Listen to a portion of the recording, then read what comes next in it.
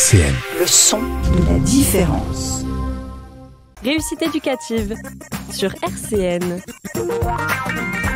Eh oui, chers auditeurs, on est de retour mercredi 17h et voilà, c'est parti sur les chapeaux de roue. Et avec mon ami, je vous l'ai annoncé la semaine dernière, et co-animateur, ami, c'est toujours le cas en début d'émission puis plus à la fin. Après on a 15 jours pour se rabibocher. David Richard, le DRE de point de suspension, on le dit plus, on a dit. Ça faisait trop de tension dramatique dans cette émission, on a décidé d'arrêter, on dit plus où il travaille, parce que même lui il le sait pas, et puis ça change toutes les semaines, et puis j'ai jamais rien compris. En tout cas c'est un DRE, ça c'est sûr, il est super, sa première qualité c'est la ponctualité, il l'a encore fortement démontré aujourd'hui. Je vais dire, allez, on l'adore. Ça va, David ? Bah, bof. Mais si, on plaisante. Que faire ? Chers auditeurs, la semaine dernière, je fais toujours comme ça un petit peu le lien pour que vous puissiez suivre nos aventures et puis retrouver tout en podcast. La semaine dernière, on a fait une magnifique émission consacrée à la journée internationale des droits de la femme. Tu vois, David, tu m'avais repris la semaine dernière, je l'ai bien dit, j'ai appris par cœur. Magnifique émission, on avait reçu mon ami Valérie du Kiwanis, mon ami Noël des Sœurs Optimistes, et puis ma peut-être bientôt amie, je sais pas, que j'ai rencontré pendant l'émission, Ariel des Zonta. Et d'ailleurs, c'est l'émission qui passe demain à 16h, donc n'hésitez pas, ou alors elle est en podcast déjà. Et aujourd'hui, c'est l'émission, comme je l'avais annoncé, Réussite éducative. Tout petit truc simplement, tu vois, j'ai pas beaucoup d'annonces. On recevra bientôt, peut-être la semaine prochaine, peut-être dans 15 jours, mais très très très bientôt, on parlera de Mars Bleu, cette belle action Mars Bleu. Et j'ai eu au téléphone Philippe, qui est le responsable, je ne sais plus comment on dit, celui qui incarne le sport à la mairie de Ludre, qui viendra nous parler comme ça de Mars Bleu, très belle action qui aura lieu il y a deux dates, mais le plus important, je crois, il y a le plus d'actions, il reste, parce que l'autre, il n'y a plus de place pour s'inscrire, mais en tout cas, le 31 mars, il y a encore beaucoup d'actions sportives, vous verrez tout ça, vous pouvez tous les retrouver déjà, tout ça aujourd'hui, sur le site Mars Bleu, le site de Ludre, de la mairie de Ludre, etc. Il y a plein d'actions sportives, etc., etc. On en reparlera, je le recevrai ici dans les émissions, peut-être dans l'émission prochaine, grâce à David, qui va me donner quelques petits temps d'antenne de réussite éducative. On en reparle, en bidouille, tout ça, mais en tout cas, on va évoquer Mars Bleu, chers auditeurs, très très bientôt. Ensuite, encore une fois, je dis merci. Oui, je parle avec les mains. Je sais, on n'a pas dit si on filmait. D'ailleurs, je sais pas si on filme ou pas. Attendez, je regarde autour de moi. Non, vaut mieux pas filmer. Donc. C'est un petit peu facile, ça. Ouais, c'était un peu facile. Ouais, mais celle pour qui c'était, ils sont reconnus. Donc, ça va, Corinne ? Bien ? Ça va, je te remercie. Tu sais que je t'adore. Ou pas. Mais non, je plaisante. Mais non, blague à part. Je voulais rendre hommage au Resto du Cœur. On l'a déjà fait la semaine dernière, mais c'était vraiment super sympa. On en a reparlé aux antennes. On avait reçu Laurence ici, chargée de communication. Et je l'ai rejoint dans le centre commercial où elle a sévi pour les Restos du Cœur, où je suis allé clowner pour la collecte samedi. Bah, du coup, maintenant, samedi il y a 15 jours, du coup, maintenant. Et vraiment un grand bravo à vous tous déjà, parce que vous avez été super généreux. J'en ai reparlé avec des amis qui étaient là dans l'émission de la semaine dernière et qui étaient dans d'autres centres commerciaux. Ils avaient tous le même avis que moi, c'est que vous avez tous été super généreux et voilà, on s'est tous fait cette réflexion que même les personnes qui ne pouvaient pas donner, parce qu'on ne peut pas donner à toutes les associations, on ne peut pas donner tout le temps à toutes les actions, bien sûr, on a tous nos problématiques aussi à gérer, mais en tout cas tout le monde était extrêmement gentil, chaleureux, sympathique. Et je le dis d'autant plus que faisant ça régulièrement, c'était soit pour les Blues Roses, soit pour la banque alimentaire, il arrive de temps en temps que voilà, les bénévoles, et c'est pour ça que je rends toujours hommage aux bénévoles, c'est que les bénévoles des fois ils suivent un peu les plâtres des problématiques de chacun, des fois des colères aussi. C'est pas toujours évident de collecter dans les magasins, et alors que là pour les Restos du Cœur, on est tous d'accord que finalement ça a été très chaleureux, très sympathique, et vraiment un grand merci à vous tous, et bravo bien sûr au resto et à tous leurs bénévoles. Parenthèse fermée, je crois que tu avais aussi des annonces à faire, David. Alors moi je travaille au DRE de Maxéville, c'est ma première annonce. Mais voilà, c'était ça. Le DRE, c'est le dispositif de réussite éducative. On le redit pas assez souvent en fait. Ça c'est vrai. Est-ce que j'avais des annonces à faire ? Non, pas spécialement des annonces à faire. Juste redire qu'on a des émissions à venir en fait, si tout se passe bien. Au niveau des invités, on devrait avoir le conseil des enfants du conseil municipal d'enfants de Maxéville qui participeront d'ici juin à une émission. Et puis on va essayer de tirer un petit peu le fil des émissions autour de la prévention spécialisée, oui, et des gens du voyage, puisque c'était deux thématiques qui ont été très intéressantes et qu'il faut qu'on continue de creuser. Donc voilà, c'était simplement pour mettre un petit peu ces choses-là en avant. Donc, et deux anciennes émissions qu'il faut inviter les gens à aller écouter. Bien sûr, qui sont en podcast, bien sûr. Toutes nos aventures sont en podcast. Et moi, ce que j'aime chez toi, c'est cette espèce d'humilité, de modestie qui fait que tu as agrémenté, comme on dit en littérature, tes propos de plein de modalisateurs. On va essayer, sans doute, parce qu'effectivement, ce sont des projets et on verra bien.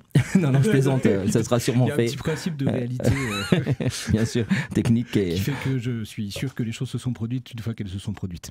Et puisqu'on dit tout aux auditeurs, je te laisse faire le teasing de ton émission et surtout pas lancer une pause musicale car le technicien vient de démissionner.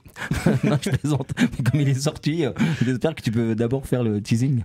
Oui. Non, mais alors très clairement, on va aujourd'hui parler pour la énième fois de parentalité, mais c'est important parce que c'est un petit peu un des gros sujets du DRE, donc c'est logique, et puis il y a plein de façons d'en parler, et puis il y a plein de thématiques, enfin c'est un truc quasiment infini, quoi. Donc petite enfance, parentalité, voilà. On va être sur les annonces d'événements à venir.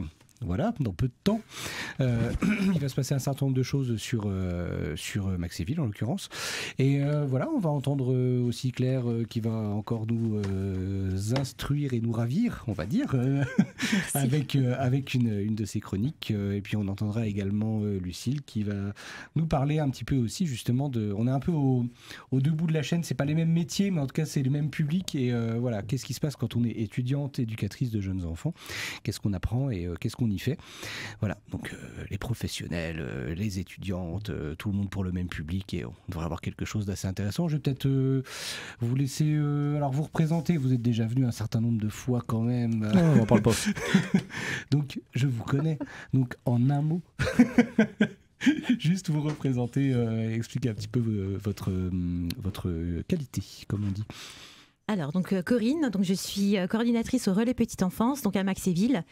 Et donc je viens présenter la semaine petite enfance qui va se dérouler donc du 20 au 25 mars. Merci. Et je suis Claire, assistante maternelle à Maxéville, et je viens pour la chronique qui aujourd'hui sera Savant sans le savoir. Et ben moi c'est Lucille et je tiens à dire que c'est la première fois que je passe à l'antenne d'une radio.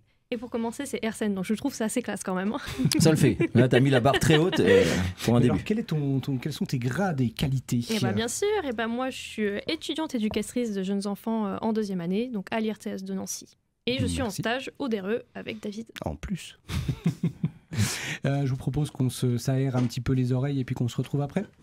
Réussite éducative sur RCN. Mais heureusement, par la suite, Michel vivra des aventures incroyables qui lui apprendront à aimer les petits animaux plus ou moins gros. C'était Oldelaf et la chanson s'appelait Michel, et c'est un album jeunesse, on va dire, que je trouve super chouette, parce que il est très bien écrit, et puis parce qu'il prend pas les enfants pour des idiots. Il leur raconte une histoire qui est complètement loufoque, et il faut pas avoir peur de faire des choses un peu absurdes, voire même un peu trash dans ce qu'on raconte aux gamins, parce que si c'est bien maîtrisé et que c'est fait à bon escient et sans malveillance, ça peut être extrêmement drôle. Puis ça permet aussi de se coltiner des fois avec des thématiques qui sont pas trop simples. Puis on y va comme ça, en rigolant et en passant par l'absurde, c'est parfait. Et le prénom, est-ce que c'est pour s'inscrire dans une filiation Beatles, Gérard Lenormand et j'en passe non? Je sais pas. On sait peut-être pas, Michel Sardou. Je sens bien cruel Michel Sardou, mais tu vas pas être d'accord. D'accord. Non, mais peut-être je vais méditer. Et j'ai essayé de t'attaquer frontalement, mais ça marche pas du tout. si, ça a marché, C'est art de l'esquive, c'est formidable. Je suis blessé. Bien. Pour la peine, je ne citerai pas Victor Hugo aujourd'hui. On fait comme ça. Par contre, j'ai failli le mettre dans ma chronique, mais en fait... C'est vrai? Du coup, on l'écoute quand même. Victor Hugo? Non, la chronique. On l'écoute ou pas? C'est compliqué de se parler. Ouais. On va arrêter de se parler, on va laisser parler Claire. Bon, je la fais quand même alors. Mais bien sûr que oui, bien sûr que oui. Et les auditeurs se sont habitués, j'ai plein d'échos favorables, tout ça, qui disent que ta chronique, elle est vraiment super. Ah bah merci beaucoup. Voilà. À toi de jouer. Et aujourd'hui, savant sans le savoir. Je vous propose aujourd'hui de remonter le fil pour comprendre comment se construit le cerveau des bébés, pour comprendre comment leurs aptitudes se mettent en place. Vous allez voir, vous n'êtes pas au bout de vos surprises. Et tout comme dans mes chroniques précédentes, impossible de ne pas passer par cette étape fondatrice. Non, parce que là, je force le trait, mais c'est pas si terrible, je vous jure. Par exemple, la grossesse, c'est rien du tout. La grossesse, c'est comme un... la grossesse, c'est comme un... je cherche une image poétique. Eh bien, la grossesse, c'est comme une gastro qui dure 9 mois. La grossesse, ce moment passé dans cette bulle d'eau pendant 9 mois. C'est sûrement pour cette raison que les Coréens, par exemple, calculent l'âge à partir du moment où le bébé est conçu. Et oui, à la naissance, le bébé a déjà 9 mois dans les pattes, comme le dit Boris Cyrulnik. Alors, si je vous dis 475 000, eh bien, c'est le nombre de cellules qui apparaissent par seconde au 18e jour de grossesse. À 8 semaines, l'essentiel de son cerveau est échafaudé.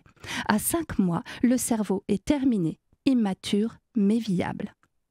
Au tout départ, l'embryon loge dans le ventre de sa mère et il n'est soumis qu'à des informations biologiques. Il perçoit son anxiété par la transmission du cortisol, l'hormone du stress.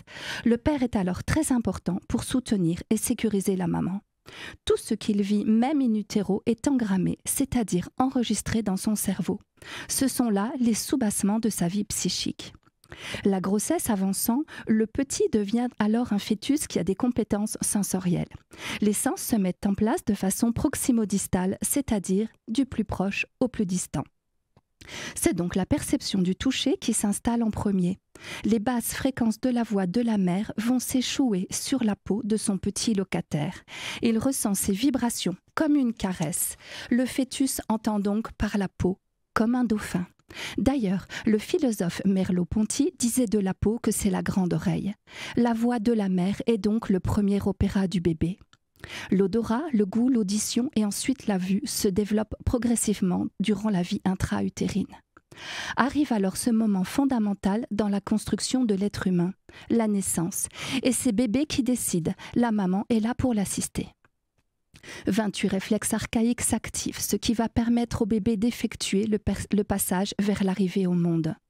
À la naissance, le cerveau dispose de toutes les cellules nécessaires à son développement et ce sont toutes les expériences que l'enfant va faire qui vont créer les sillons neuronaux, c'est-à-dire toutes les connexions, parce que nous sommes précablés, donc prédisposés et non pas prédéterminés. Vous connaissez les hyperliens? Ce sont les connexions entre deux pages web. Eh bien, le bébé a à sa disposition 1 million de milliards de connexions pour appréhender le monde, c'est-à-dire 10 fois plus que les hyperliens du réseau Internet mondial. Comme le souligne Céline Alvarez, la génétique ne tient qu'un tout petit rôle dans le film de notre vie. Oui, tout reste à faire. L'environnement riche, varié, adapté permet alors à l'enfant de s'épanouir, d'apprendre avec joie et engagement.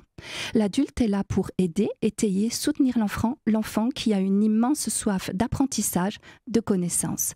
Grâce à ses neurones miroirs, il observe et reproduit les gestes. Il apprend par imitation, modélisation.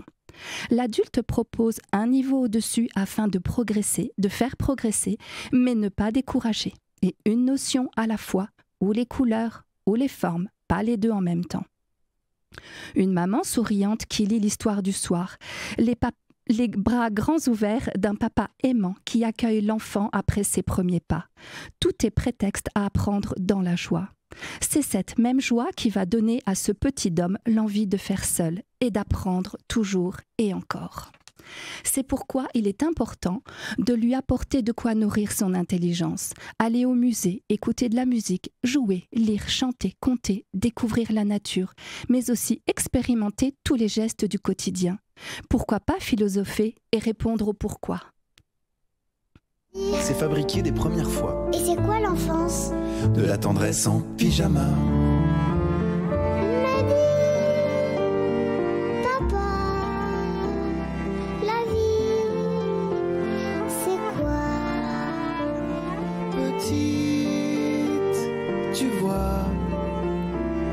La vie, c'est un peu de tout ça, mais surtout c'est toi. C'est toi.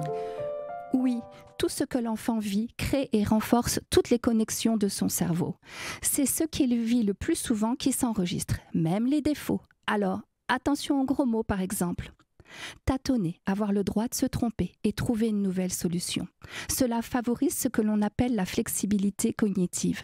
Cette aptitude de l'être humain à résoudre des problèmes de façon flexible, par exemple. Avoir aussi le droit de ne rien faire pour développer l'imagination, la créativité. Inutile de précipiter les choses. C'est l'enfant qui, par ses demandes, guide et aide à faire comprendre ce qu'il a besoin d'apprendre. Le chercheur en neurosciences Lionel Nakache parle d'urgence éducative. Il est important de profiter de cette fenêtre biologique pour l'aider à développer son plein potentiel. Durant ces premières années, le cerveau est particulièrement malléable. C'est ce que l'on appelle la plasticité cérébrale. Vers 10 ans, toutes les connexions inutilisées, donc inutiles, disparaissent. C'est l'élagage synaptique. Ce n'est pas être plus bête, c'est se spécialiser. Évidemment, rien n'est perdu. L'adulte peut apprendre le piano ou une nouvelle langue car la plasticité cérébrale est toujours là. Mais c'est plus laborieux, plus difficile. Il est donc fondamental de donner toutes les chances de développer l'ensemble des intelligences dont l'enfant dispose. L'intelligence musicale, l'enfant reconnaît des chansons, des rythmes, il aime apprendre en chantant. L'intelligence logico-mathématique, l'enfant manipule les nombres avec facilité. L'intelligence naturaliste, l'enfant est sensible au vivant. L'intelligence intrapersonnelle, l'enfant est solitaire, connaît ses limites. L'intelligence interpersonnelle, l'enfant résout les conflits, il est bavard et aime se coller à l'autre. L'intelligence kinesthésique, corporelle, l'enfant a une finesse des mouvements, il aime apprendre en bougeant. L'intelligence spatiale, l'enfant sait se repérer dans l'espace, il aime construire. L'intelligence linguistique, l'enfant aime les langues, il est habile avec les mots, il est bavard aussi, c'est comme ça qu'il apprend. Toutes ces intelligences sont en nous, elles sont juste organisées différemment selon ce que l'on est et surtout selon notre vécu. Et comme on apprend à tout âge, je vous invite à lire Les lois naturelles de l'enfant de Céline Alvarez, pédagogue. Et vous savez quoi ? Tous les enfants ont du génie. Le tout est de le faire apparaître. Ça, ce n'est pas de moi, mais de Charlie Chaplin. Oui. Bon. Il y a toujours un blanc parce que j'ai tellement de trucs. Non, non, parce que ça nous fait tout le temps bien réfléchir ce que tu racontes. Voilà, on aura envie de rebondir sur plein de trucs. Tous les enfants ont du génie. Dans les mots de Sartre aussi, c'est repris, mais c'est très, très, très joli. On a envie de reprendre sur plein de points, mais... Comme je te dis à chaque fois, il faudrait presque faire une émission qui démarrerait par ta chronique et ensuite qui serait prolongée par un débat, etc., etc. Mais comme ça, parce que voilà. Mais c'est bien. En même temps, ça résonne en nous. On a qu'à faire ça, en fait. Un jour, on pourrait faire ça. On va faire ça. Avec joie. Ça paraît pas mal. Mais c'est vrai que c'est important. Juste une remarque, c'est sur cet apprentissage de manière empirique. Et ça, c'est très très important. Et c'est bien que tu reviennes sur cette histoire de. Déjà, on ne dit pas assez qu'il faut parler avec nos enfants. Il faut arrêter. C'est vraiment je suis d'une génération, j'aime pas dire ça parce que comme j'ai que 12 ans, ma fille me dit toujours que je suis un gamin, quoi. Mais mine de rien, il y a eu des générations où on parlait pas, c'était pas ancré, on l'a déjà dit, hein, Claire, hein, on ne parlait pas avec les enfants, c'était l'objet un peu de la chronique la semaine dernière, il y a 15 jours. Entre autres, c'est un mode riche, tes chroniques. Mais on ne parlait pas, on mangeait à une autre table, etc. etc. Et c'est vrai qu'il faut parler avec nos enfants, c'est bien qu'on ait évolué là-dessus parce que ces échanges construisent, bien sûr.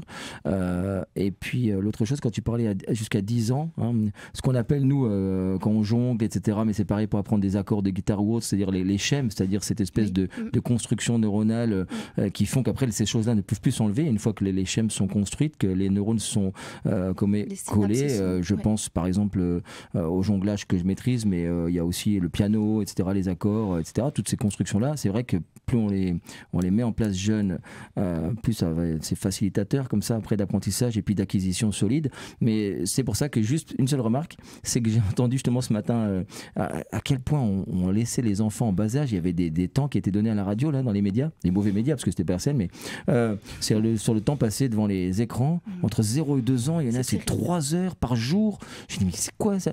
Et alors que tout ce que tu as énuméré, hein, et ton énumération était déjà, c'est pas exhaustif, mais elle était déjà très riche sur tout ce dont l'enfant a besoin de contact de manière empirique, de jeu, l'aspect ludique, c'est dommage de les figer. J'ai pas dit que j'étais contre toute forme d'écran, etc. Je vais pas faire mon vieux point d'expansion, mais tu as dit qu'il fallait pas de gros mots, donc j'en dis pas. Mais c'est vrai que c'est dommage de les priver de cette richesse de la découverte en les fermant sur quelque chose. Aussi longtemps, pardon. Hein, c'est vrai, c'est bien que tu l'aies rappelé. Oui, et je peux aussi signaler qu'un quart d'heure d'écran, par exemple de télévision le matin avant de partir à l'école, perturbe les apprentissages jusqu'à midi. Le matin, c'est atroce. Oui, c'est vrai. Ouais. En fait, il y a trop d'informations qui rentrent dans le cerveau des enfants et ils ne peuvent pas traiter l'information, l'apprentissage à l'école. Oui. Non mais il faut vraiment qu'on... David, tu notes, cette architecture d'émission me plaît bien, je pense que c'est intéressant. Je vais citer, tu sais quoi, ça me fait penser, je me le suis noté parce que le temps que ça me revienne, Youssoupha, rappeur qui est devenu papa et qui avait dans une chanson dit « Dans ma culture les mots d'amour sont rares, j'ai appris qu'on avait tort d'en être avare ». Et ben voilà. Je t'avais déjà mis une fois la chanson là, tu devrais plus écouter ce que je mets. Joker. par contre, blague à part, ce que tu viens de dire du texte est très très très joli. Mais ouais, j'apprécie pas mal, ouais. Je trouve que c'est intéressant. Donc, merci je voulais Claire. mettre lorsque l'enfant paraît. Bien sûr, le cercle de famille applaudit à grands cris, voilà. sont des regards qui brillent, fait briller tous les yeux, et les plus tristes fronts, les plus souillés peut-être, se dérident soudain à voir l'enfant paraître innocent et joyeux. Allez voir, chers auditeurs, lorsque l'enfant paraît, très beau texte de Victor Hugo. Merci Claire. Que tu devais pas citer. Que je devais pas citer, mais là tu m'as lancé sur le sujet. Mais c'est vrai que les poèmes dédiés à l'enfance de Victor Hugo, allez-y. Merci Claire. Merci. Je t'en prie. Et bien sûr, nous l'avons cité la semaine dernière, et après on arrête cette parenthèse, parce qu'on a passé bien sûr la chanson Lily de Pierre Perret, et où il y a cette belle phrase, c'est pour ça que j'aime tellement cette chanson, c'est « Elle croyait qu'on était égaux au pays de Voltaire et d'Hugo ». C'est beau. Parenthèse fermée. Merci Claire. Du coup, on se retrouvera très bientôt, hein. On a noté. Avec joie. Ensuite, David. Ensuite, pas David, ensuite Corinne. Yes, bah, je sais pas, yes. Allez, yes, on va dire yes quand même. Faut qu'elle arrête de me regarder avec des yeux comme ça. Voilà, il paraît qu'il y a un peu d'actualité, qu'il y a un petit peu des choses qui se préparent et qui vont être fort intéressantes, je pense, pour parents, collégiens. Oui, alors tout à fait. Alors en fait, merci beaucoup. Donc en fait, on va parler de la semaine petite enfance, donc qui va se dérouler à Maxéville, donc qui se déroule donc du 20 au 25 mars. Alors pourquoi déjà, pourquoi faire cette semaine nationale donc de la petite enfance?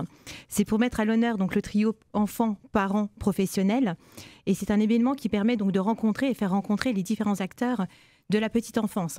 C'est aussi pour informer donc les parents, les futurs parents, sur tous les dispositifs petite enfance. Donc notamment sur Maxéville, on a énormément de choses comme le relais petite enfance, comme le LAP, le lieu accueil enfants-parents, le dispositif de la réussite éducative par exemple. Et on a aussi nos médiathèques et nos ludothèques, etc. Donc on a un planning, donc vous n'hésiterez pas en tout cas à aller voir sur les réseaux sociaux de Maxéville le programme de la semaine petite enfance. Donc on a différents temps forts sur cette semaine, donc n'hésitez pas si vous voulez également des renseignements, donc je vous donne le numéro de téléphone, mais vous retrouverez tout ça sur nos réseaux. Donc c'est le 03 57 80 06 96 03 57 80 06 96, donc pour avoir des renseignements. Et puis si vous voulez nous contacter par mail, donc c'est rpe@mairie-du6maxéville.fr si vous voulez le planning par exemple ou d'autres informations. Donc en fait on a effectivement sur cette semaine donc des portes ouvertes, notamment portes ouvertes donc des ludothèques, médiathèques, de l'école maternelle Jules Romain par exemple. On aura aussi la possibilité de découvrir la restauration scolaire.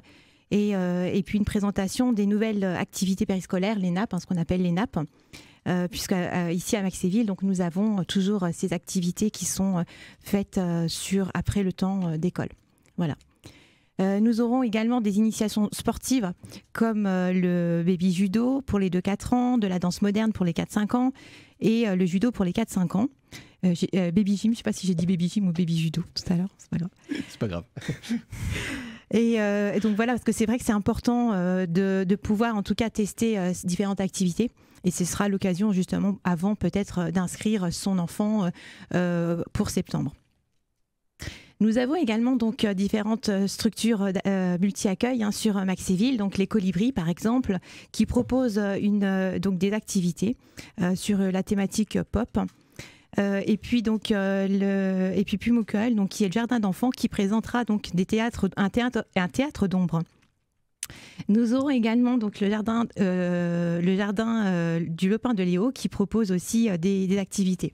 Donc c'est vrai que c'est des activités riches, différentes, et c'est ça qui est aussi intéressant que nous voulions mettre en avant. Et d'ailleurs, je remercie tous les collègues qui se sont investis sur cette semaine. Et un grand merci à tous. Merci à Sylvie aussi qui malheureusement n'a pas pu être présente aujourd'hui. Mais voilà, donc merci beaucoup pour votre investissement et puis pour nos enfants aussi. Et donc nous avons également deux autres temps forts, donc notamment le forum qui aura lieu le 22 mars au CILM, 26 rue de la Meuse, qui se déroulera donc pour l'accueil du public de 14h à 17h30. Et c'est un forum formation et métiers de la petite enfance, de l'enfance, de la jeunesse et de l'animation. Alors pourquoi faire ce forum ? Parce que vous allez me demander, j'en étais sûre. Pourquoi faire ce forum? La discipline, c'est important. Alors, c'est pour faire connaître les différents métiers donc, et formations, donc petite enfance, enfance, jeunesse, animation. D'autant plus que ce sont des formations donc, qui sont variées avec différents niveaux d'études et également avec du personnel, en tout cas vraiment en pénurie. Et c'est ce qu'on voulait mettre en avant. Donc, évidemment, ces formations se conjuguent au masculin-féminin. À qui est destiné ce forum? C'est les collégiens, les lycéens, les personnes qui sont en recherche d'emploi en reconversion professionnelle.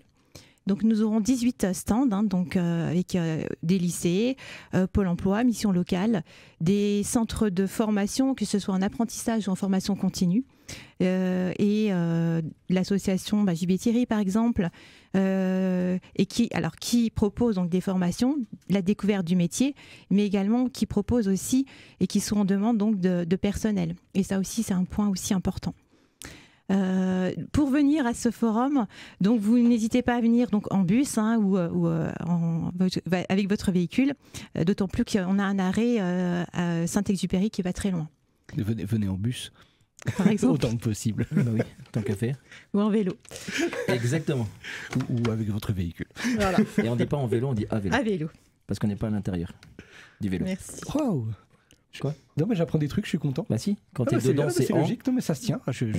J'adhère totalement. Alors, donc, les métiers qui seront proposés, donc c'est aussi bien le métier d'assistant maternel, d'auxiliaire de puériculture, par exemple, d'éducateur spécialisé, d'éducateur de jeunes enfants. Et je pense que Lucille, justement, va nous parler peut-être de cette formation.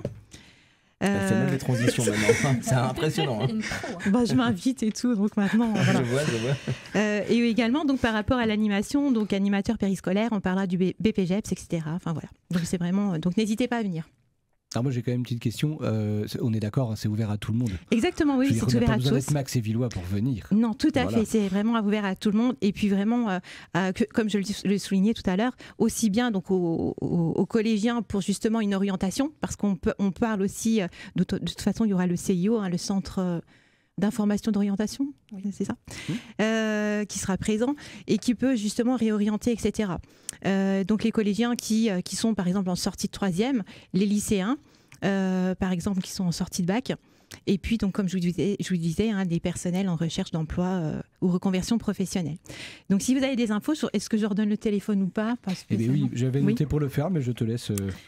Alors, donc vous n'hésitez pas à contacter le 03 57 80 06 96 ou bien si vous voulez une adresse mail rpe@mairie-du6maxéville.fr. Eh ben, tu sais que je m'étais trompé en reprenant le numéro, donc c'est très bien que tu l'aies fait. Je dis que je fais des bêtises régulièrement. Non, même pas vrai. Le judo, baby judo, c'est avec mon ami Jérôme comme l'année dernière, c'est ça, Léo Lagrange? Oui. Ouais, c'est ça, c'est Léo Lagrange. Ouais. Oui, c'est ça. Ouais, super. Bon, on l'embrasse parce qu'il est super génial. Alors inscrivez-vous et allez vous initier parce que c'est le meilleur prof du monde. Voilà, parenthèse fermée. Et je dis aux auditeurs, oui, je me plains. On dit pas Léo Lagrange, on dit Léo Lagrange du coup. Ah, c'est bien. On se renvoie des règles de grammaire et de syntaxe et tout. C'est génial cette émission. Tout le monde dit Léo, le bois le premier, mais. D'accord. Bah, tu vois, hop. Ouais, avec lui, le boomerang, il revient vite. Hein. Il a fait un petit tour et poum.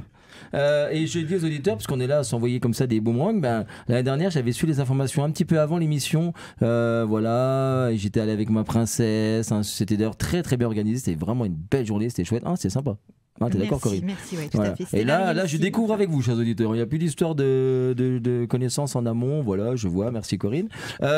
Mais comme tu avais fait la transition, on est en train de te briser ta magnifique transition. Tu t'étais tourné, tu avais passé le relais à Lucille, je crois, c'est ça? Oui, tout à fait. Du coup, Lucie veut parler de sa formation, par exemple. Je sais pas ce que David en pense, mais. Parce que je reprends, je vais formuler les choses, c'est-à-dire les EJE, les éducatrices et éducateurs de jeunes enfants, puisque au masculin et au féminin, a dit Corinne, les hommes peuvent aussi un petit peu se bouger les fesses pour aller dans ces formations-là, puisqu'il n'y a pas de raison. Qu'est-ce que c'est ces gens-là? Et puis surtout, comment on apprend ce métier et qu'est-ce qu'on apprend pour devenir EJE? Est-ce que je donne toutes les informations sur qu'est-ce qu'une EJE? Enfin, moi je dis une parce que c'est féminin, parce que comme a dit David tout à l'heure, donne plutôt des mots-clés. Parce que sinon, moi, je vais m'étaler.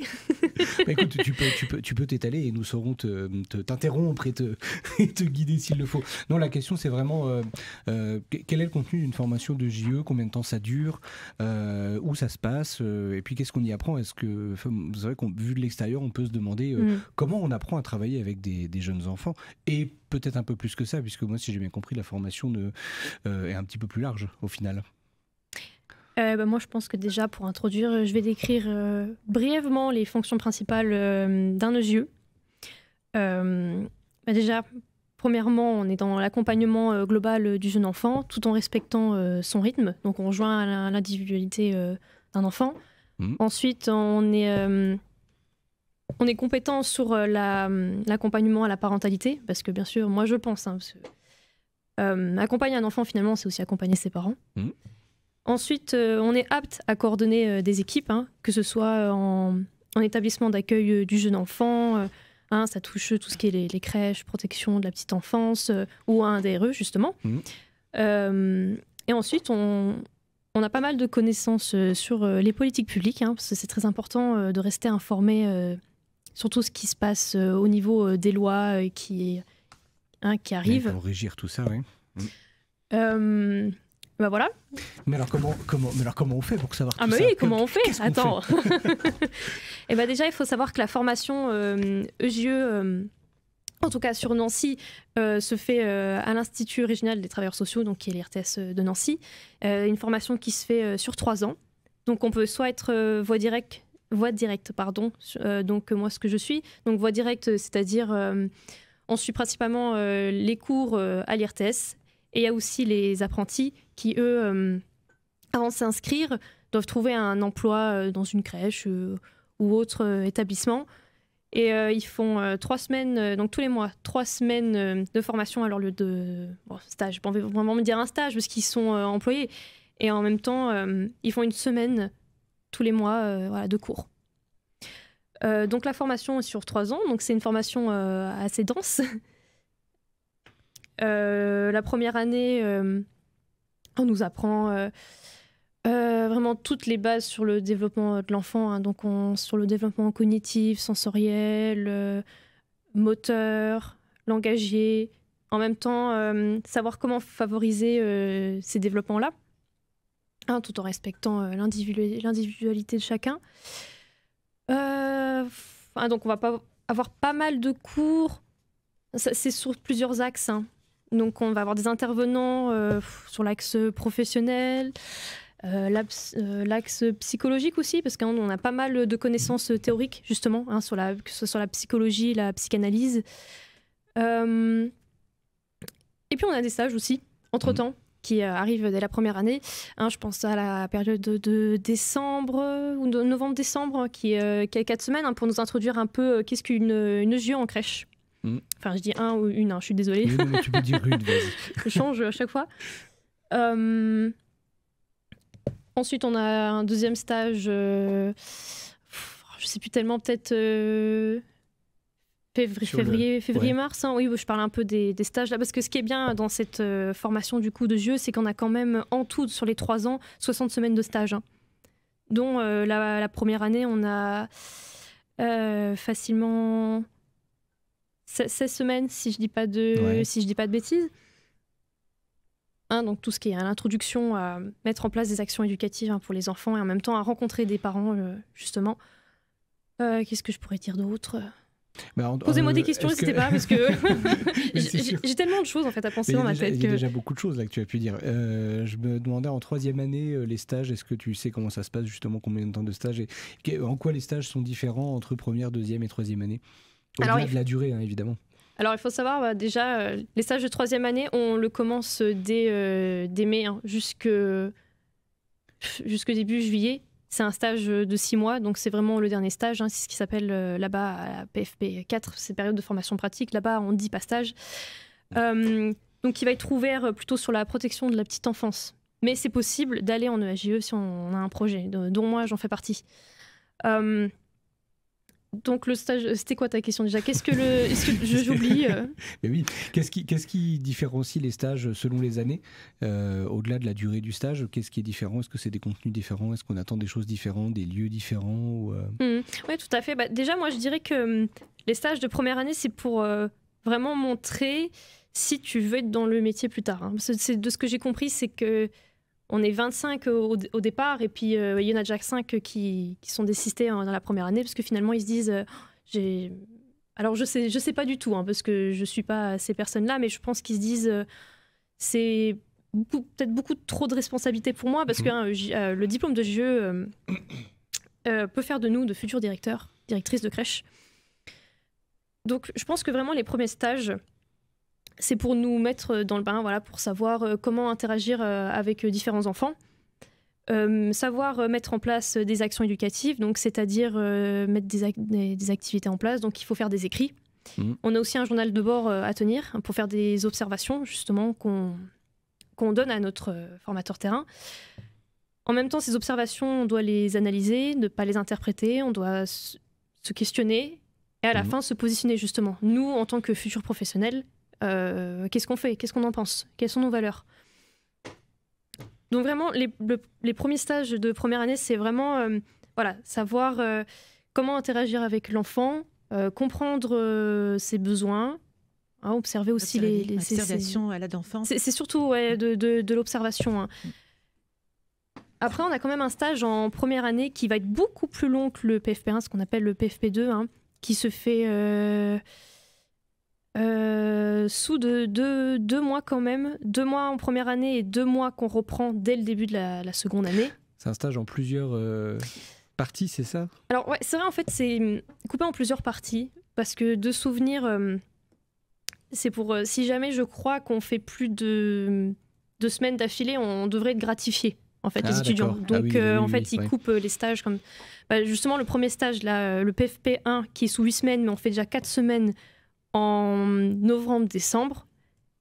Sur ce même lieu de stage, on le reprend en peut-être février-mars, si je dis pas de bêtises. Et le PFP2, on le commence peut-être fin mai, début juillet, je crois, hein, si je dis pas de bêtises. Et justement, moi, je l'ai repris là, dès la rentrée, en fait, finalement. Donc de septembre jusqu'à novembre.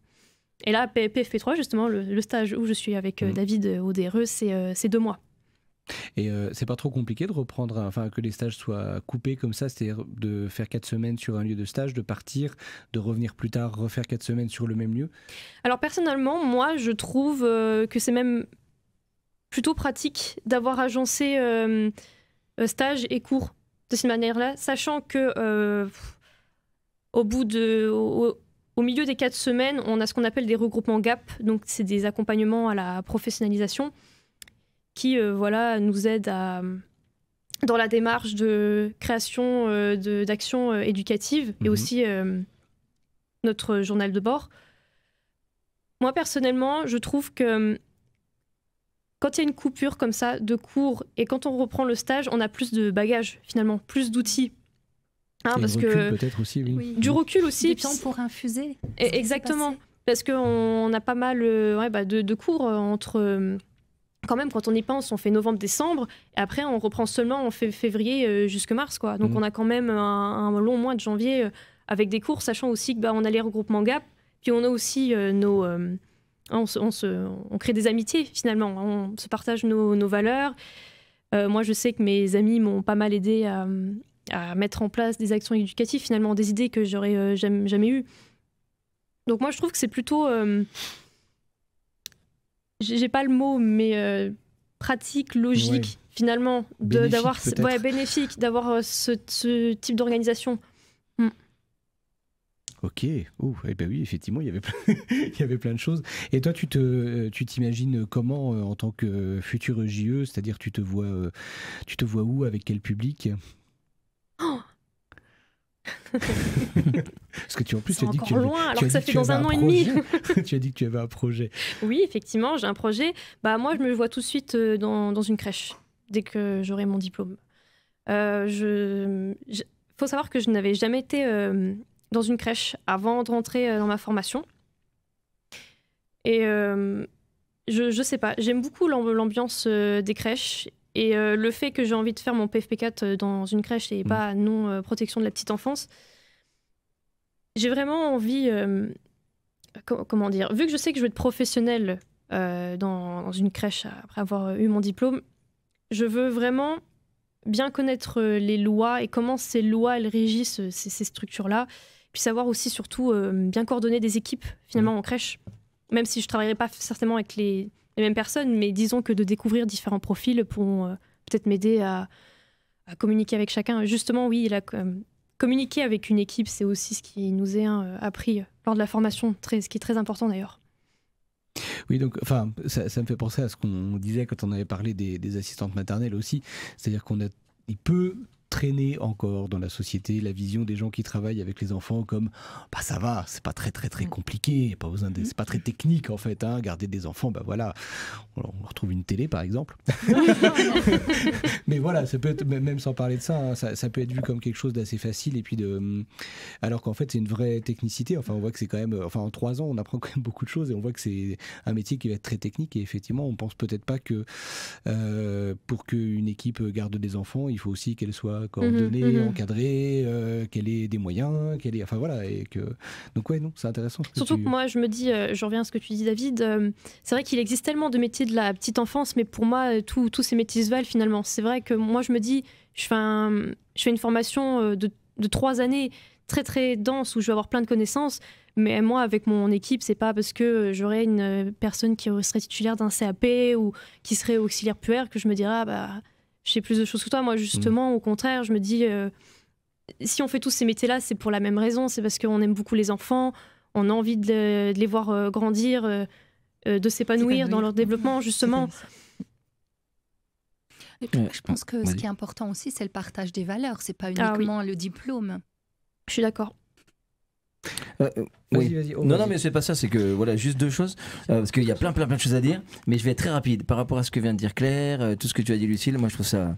Alors attends, ils se font des signes, ils se disent des trucs, mais c'est pas grave. Non, mais c'est important quand tu dis. C'est parce que David vient de dire, certains trouvent que c'est facile, et toi tu viens d'utiliser l'expression aimer les enfants. Voilà, mais je pense aussi que certains disent que c'est facile parce que peut-être qu'ils n'ont pas saisi. Ça dépend sous quel angle on se place et comment on le fait. Je m'explique. Si on a compris que, effectivement, pour le faire, il fallait agir comme tu l'as très bien dit tout à l'heure, c'est-à-dire faire un effet d'écho entre la théorie et la pratique, l'un se nourrissant de l'autre, la pratique permettant de relativiser, de nuancer ou d'approfondir la théorie, mais la pratique a besoin également de données théoriques de ton parcours, de savoir qui te sont donnés. Et je pense qu'il est important, pour arrêter de dire ce que disait David tout à l'heure, quand il a dit que certains disent oh, c'est facile, voilà. Je pense que justement c'est parce que il faut pas se limiter à, même si c'est la base, c'est fondamental, bien entendu, c'est pas moi qui dirais le contraire, vu mon métier de clown, mais de se limiter à j'aime les enfants, donc je peux le faire, et donc je vais le faire, et donc c'est facile. Or, pas du tout, parce que accompagner un enfant dans son parcours de vie, dont parlait tout à l'heure Claire, ça ne suffit pas, et je trouverais ça réducteur et simpliste de dire parce que j'aime les enfants, parce qu'en vérité, j'espère, Dieu merci, que beaucoup aiment les enfants. Mais je pense que, et c'est tout à ton honneur, de comprendre que pour le faire, il suffit pas d'aimer les enfants. Ouais, et c'est pour ça qu'un jour, j'avais dit avec Claire à la radio que je suis pour une formation de parents, parce que c'est pas inné, parce qu'on accompagne quand même un être qui est, comme l'a dit Claire tout à l'heure, en mutation, en évolution, en construction, voilà, c'est le mot juste, et que du coup, c'est pas... Il faut des clés, il faut des codes, tout ce que tu apprends. Et je trouve ça admirable, et je terminerai là-dessus, admirable tout ce que tu dis et ton engagement dans ton parcours de formation, etc. Moi, je trouve ça admirable parce que tu parlais de certains qui se désengagent. Et encore une fois, on ne porte pas le jugement parce qu'effectivement, on peut se rendre compte de choses, etc. Bien sûr. Mais parce que tu parlais de responsabilité. Alors, il y a sûrement, ce que tu évoquais, c'est sûrement peut-être les responsabilités aussi, parce que tu parlais de directeur de crèche, des responsabilités qui seraient de l'ordre administratif, etc. Et on sait qu'il y a une forme de lourdeur et de pression là-dessus. Voilà. Mais il y a aussi une autre responsabilité qui rejoint la chronique de Claire. Et tu m'as fait penser à ça en t'écoutant. C'est-à-dire, quand Claire dit tout ce parcours-là jusqu'à 10 ans, etc., de manière empirique, l'enfant, il faut aussi qu'on accepte que nous tous, et c'est la responsabilité, on parlait de Sartre tout à l'heure, c'est le fait que nous sommes tous des piliers de cet apprentissage. Tous ceux qu'il va rencontrer, tous les adultes, on est en quelque sorte des pédagogues, entre guillemets, plus ou moins forts, si c'est l'éducation nationale ou autre, les parents, bien sûr, en premier lieu, etc. On est tous, pour cet enfant qui grandit, tous les adultes qu'il va rencontrer, des piliers, des éléments de ce parcours. Et on a tous la responsabilité que d'être à la hauteur, finalement, du rôle qu'on doit jouer. Et comme disait Victor Hugo, il n'y a pas de mauvaises herbes, il n'y a que de mauvais cultivateurs. Je pense effectivement que c'est admirable que tu sois de ces piliers-là qui vont essayer de prendre conscience, d'avoir le savoir nécessaire, le recul, la réflexion, pour être, au moment où tu vas croiser ces enfants-là, en crèche ou autre, finalement être ce qu'on devrait tous être d'ailleurs, un pilier solide quand l'enfant va te croiser, te rencontrer dans ce parcours dont parlait tout à l'heure Claire. J'en ai terminé, mais en tout cas bravo pour tout ça. Merci. Merci pour cette description précise de ton de ton environnement. Encore, il y a tellement des choses qui manquent que je n'ai pas dites. Non, je pense que pour. Il faudra venir au forum pour écouter la suite. Ah bah justement. Donc je continue. Quelle belle prise de parole. Il semblerait qu'il y a encore des choses à dire. Oui, alors effectivement, donc ça c'était donc le forum, donc un des points, des temps forts en tout cas. L'autre temps fort, c'était une animation autour du livre. La médiathèque départementale donc de Meurthe-et-Moselle nous a prêté une exposition qui s'appelle Les livres, c'est bon pour les bébés. Alors, je voulais vous faire un peu travailler. D'après vous, pourquoi la lecture, est-ce que c'est bon pour les bébés ? Ou pour les enfants. Parce qu'ils mangent les feuilles. Par exemple. Pour le langage, avec les pages. Par exemple, le langage, développement du langage. Il n'y a que Claire qui est sérieuse, mais ouais. Oui, c'est ça. Moi, je dirais le développement de l'imagination aussi. Exactement, tout à fait. Alors, et encore pour d'autres limitations, le plaisir, l'imaginaire, etc. C'est vrai et puis le développement du langage. Et c'est vrai que c'est pour toutes ces raisons, et encore, parce qu'on a énormément. C'est pour ça qu'on a décidé donc d'avoir cette exposition qui est destinée, plus en tout cas aux adultes, pour qu'ils se rendent compte en fait de tout le bénéfice de la lecture et des petits. Et c'est pas parce qu'un enfant ne sait pas lire qu'il n'a pas de livre, qu'il ne doit pas avoir de livre. Donc c'est pour ça que donc on aura cette exposition qui sera exposée donc à la Balance, qui est rue Gambetta prolongée, donc à Maxéville. 143 bis prolongée, bis même exactement. Exactement. Oui. Donc local donc de la Balance. On a justement la PMI, la protection maternelle infantile, qui viendra faire raconter des histoires, des contes. Les assistantes maternelles également, donc sur différents créneaux. Donc n'hésitez pas à regarder donc sur les réseaux sociaux le planning des temps d'animation. On a également, donc toujours autour de la lecture, la découverte donc, de l'album Petit Bleu et Petit Jaune de Léo Lioni. On a également donc une conteuse qui viendra conter justement mercredi après-midi différentes histoires. On aura également des chants-signés qui seront avec différents albums qui seront lus par les assistantes maternelles. Chants-signés, donc c'est également pour parce que tout ce qui est comptine, en fait, langage, lecture, comptine, chant, etc. Tout est en fait relié quelque part. Donc voilà, et on aura également une orthophoniste qui va intervenir pour donner quelques repères du développement du langage. Donc par exemple l'apparition des sons, à quel âge c'est, les mots, l'apparition des mots, des phrases, donc qui seront un petit peu redits. Également avec des astuces ou des techniques pour aider l'enfant donc dans le développement du langage, parce qu'on peut proposer en tout cas des listes de jeux, des choses à faire, des livres en tout cas à proposer. Alors j'ai un petit quiz aussi. J'ai dit que je voulais vous faire travailler. D'après vous, par rapport au langage, est-ce que le bébé entend, ou à partir de quel âge le bébé peut entendre déjà des sons ? Elle l'a pas dit, Claire, tout à l'heure dans ça. C'est vrai que c'est un peu... Alors, c'est pas concerté en plus avec Claire. Hein. La réponse a déjà été donnée en début d'émission. Alors, est-ce que vous avez bien écécouté ? 3 mois. On va essayer de botter en touche. Alors, 3 mois de naissance ? Non, bah, bien sûr que non. Ah non, je suis dans le ventre déjà. C'est à moi que tu dis ça. Non, moi qui dis, il faudrait peut-être rappeler que le père aussi peut parler au bébé quand il est dans le ventre. Non, bien sûr, 3 mois. Alors, 18 semaines, effectivement. Hein, je sais pas, 18 semaines, ça fait combien 3 x 4, 12 Ouais, on est très loin, quoi. Ouais. Donc, c'est-à-dire qu'effectivement, un bébé entend dès 18 semaines de grossesse.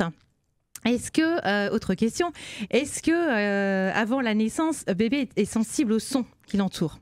Ça se rejoint. Oui, j'allais presque dire c'est la même question, mais j'aurais posé. Donc voilà, donc n'hésitez pas à parler à votre enfant, à lui faire écouter de la musique, même lorsque la personne est enceinte. Donc, est-ce que donc de 3 à 6 mois, est-ce que bébé reconnaît certains mots? De 3 à 6 mois. Fort probable. Ouais, de naissance. De naissance, bah forcément, oui. Oui, effectivement. Est-ce que vous savez combien de mots bébé comprend-il à 6 mois? Donc comprend-il, hein? Une idée comme ça de grosso modo de fourchette? Environ. Un papa, c'est tout. Un seul papa. Eh ben en fait, non, alors qu'il comprend. Non mais je plaisante, bien sûr. Et 50 mots à 6 mois. À 18 mois, ça passe à 200 mots. Alors c'est environ, hein, on est d'accord. Et à 24 mois, c'est-à-dire 2 ans, à votre avis, combien est-ce que bébé peut comprendre de mots? Je sais pas. 400 mots. Heureusement qu'on n'est pas en direct, on pourra couper tous les blancs ou nos réponses nulles, etc. C'est bien, merci non, vous avez super bien répondu, franchement, bravo. Bravo. Donc voilà, 24 mois, 400 mots de compréhension, c'est quand même énorme, hein. On ne se rend pas compte. Donc voilà, c'est pour ça que c'est important en tout cas de parler, de lire aux enfants. Et inversement, d'écouter. N'oublions pas, le baby des marmots est ma bibliothèque. J'ouvre chacun des mots qu'ils disent, comme on prend un livre et j'y découvre un sens profond et grand. Le baby des marmots est ma bibliothèque. Victor Hugo. Et c'est vrai qu'il faut aussi nous apprendre à écouter parce qu'ils ont un langage. Ils ont un mode de communication. Et tous les gazouillis, les gazouillements ne sont pas les mêmes par rapport à telle ou telle situation. Pardon, je ferme la parenthèse. Et ils ont très rapidement un tour de parole. Ils parlent à tour de rôle très très rapidement. Ouais, comme Corinne à la radio. Je réponds même pas. Donc c'est pour ça que c'est important donc de multiplier les interlocuteurs aussi pour avoir aussi différents sons, etc. Différents peut-être accents. C'est important donc d'enrichir le vocabulaire. Exemple, un oiseau, une mésange, etc. Enfin, et aussi de proposer des phrases complexes et complètes. C'est pas parce qu'on ne pas toujours répéter en tout cas les mêmes phrases, etc. On peut jouer aussi sur l'accentuation et la modulation et le débit de parole. Ça, je vais essayer de faire ça, en tout cas le débit de parole, de travailler ça la prochaine fois. Et des promesses, toujours des promesses. C'est vrai. Il va falloir qu'on se salue parce qu'il est déjà tard. Ça passait super vite. Écoutez, merci beaucoup. Puis n'hésitez pas à regarder en tout cas le planning d'activité. Merci à toi. Merci à Lucille. Merci à Claire. Merci. Merci au gars à côté de moi. Ouais, merci à toi surtout. Merci à mon idole David. Et on se retrouve. D'ailleurs, on va enchaîner les réussites éducatives maintenant, c'est bien. Oh là, ça va être incroyable. Ouais, génial. À bientôt, chers auditeurs. À bientôt. RCN, www.rcn-radio.org